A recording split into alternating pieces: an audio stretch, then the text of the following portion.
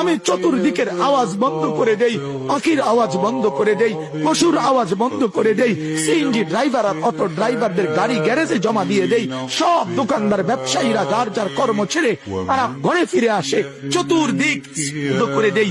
আল্লাহ বলেন তুমি ঘুমাবা বলে, তুমি ঘুমাবা বলে, তুমি ঘুমাবা বলে তোমার জন্য আমি দু চোখে ঘুম পাড়িয়ে দেই। তোমারে আমি মাথা ব্যথা দেই নাই, তোমারে আমি জ্বর দেই নাই, শক্তি দেই নাই। আজকের রাত এই জ্বর সর্দি থেকে মুক্ত রাখছি, তো আমি আল্লাহ তোমাকে ঘুম পাড়াবো বলে তোমার মা অসুস্থ, বাবা অসুস্থ, ছেলে অসুস্থ, স্ত্রী অসুস্থ, যদি এমন বিপদের খবর হইতো তাহলে তুমি ঘুমাইতে পারতা না।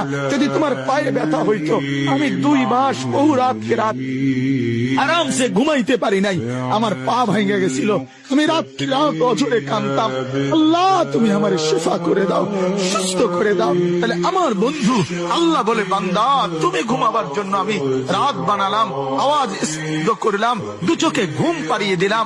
তুমি দেখো না বান্দা, চতুর্দিকে খাট পাওয়া যায় বাজারে, আলম পাওয়া যায়, লেফ পাওয়া যায়, তোষক পাওয়া যায়, সব তো বাজারে পাওয়া যায়, কিন্তু 2 চোখের ঘুম তো বাজারে পাওয়া যায় না।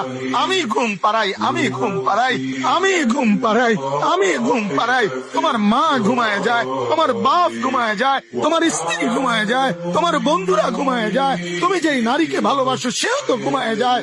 আমি আল্লাহ আমি জেগে থাকি।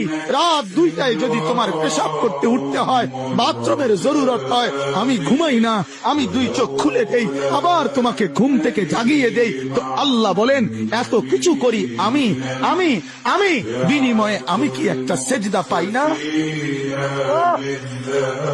এই নাফরমান সন্তান, এই মুসলমানের ছেলেরা যারা ঢুকছো এখন, বলো তুমি মুসলমানের বাচ্চা কিনা? মুসলমানের বাচ্চা যদি হয়ে থাকো